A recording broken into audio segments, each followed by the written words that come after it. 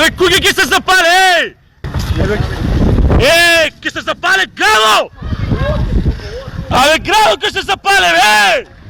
Првите повици за помош на големиот празник Илинден пристигнаа од Кочани.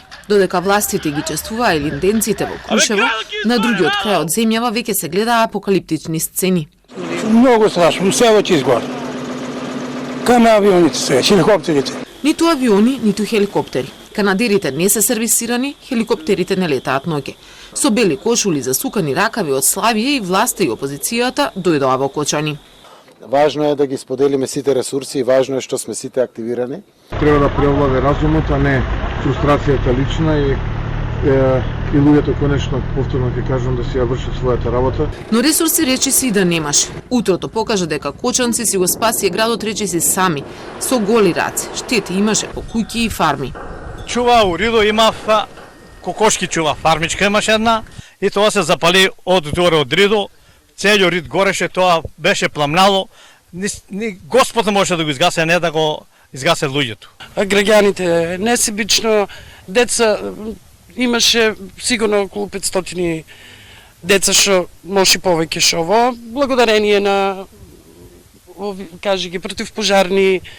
Таквото значи се беше организирано, ама страшна гледка. Активни беа 13 пожари во Кумановско, Струмичко, Битолско, Штипско и Скопско, а денот беше долг. Старо на Горичан не беше најопасно. Вечерта се разгори и на граничниот премин Богородица, а снимките од пожарникарските возила кои таму гаснеа само ја потврдија информацијата дека во земјава се гасне со 7 деценијски стари возила и не достигаат 530 пожарникари. Нека залади, нека се изгаснат пожарите, ќе направиме една анализа и дека заклучокот е дека сум потврдил, јас ќе си дадам оставка, не само оставка, ќе заминам надвор од државата. Пехчевско-Делчевскиот регион веќе ги имаше првите апели за помош од воздух. Оти густата Малешевска шума почнаа да ја голтаат пламени јазици. Опасност демнеше над двете села, Умлена и Робово, но хеликоптерска интервенција нема. Вечерта пак од Кумановско на Горичане веќе стигна првната информација за можна жртва таму. Бабата остана ли внатре околу? Поздрав, во куќа изгорена сам. Сигурни сте дека остана внатре? Сигурно сум како не.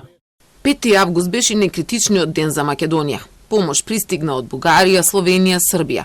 Но хеликоптерите, иако најавени, никако да полетаат. Пламенот ја голташе шумата на потегот Пехчево-Делчево. Загрозени беа неколку села. Најлошо поминаа Делчевски, Нов и Стар Истерник, каде изгореа и куќи. За малку беа спасени Црник и Тработивиште. Пар стране Бога многу, не сме се оставили тамо. Се живо.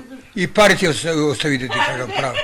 А без лато нека ни се деца живи и внуци, куќа како куќа. Ако не можете направиме една собичка, нека да ќе седиме.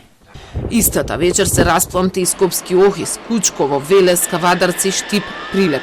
И вчера исто толку драматичен ден помина Малешевијата, а ветрот го промени правецот па почна да се заканува на Будинарци и Робово. Ова е шумата на Робово која пред едно 2-3 часа беше изгасена, но еве повторно, ова е мал пожар тука, но сепак се шири и буквално трча за да се згаси овој огон кој подмалку го регистриравме. Веќе 5 денови Македонија е во пламен. Капацитетите главно се оскудни. Помошта е од странство. Херои се луѓето кои живеат таму, а одговорност нема. И јадници хектари шума која не може да се обнови повеќе од половина век изгоре. Стотици животи беа загрозени, десетици куќи и имоти во опасност. Во меѓувреме најголемите критики се на адреса на премиерот и владата, кои по илинденската ноќ заминаа на сончевите плажи на Халкидики. Сонцето над Македонија пак се уште се гуши во густ чад.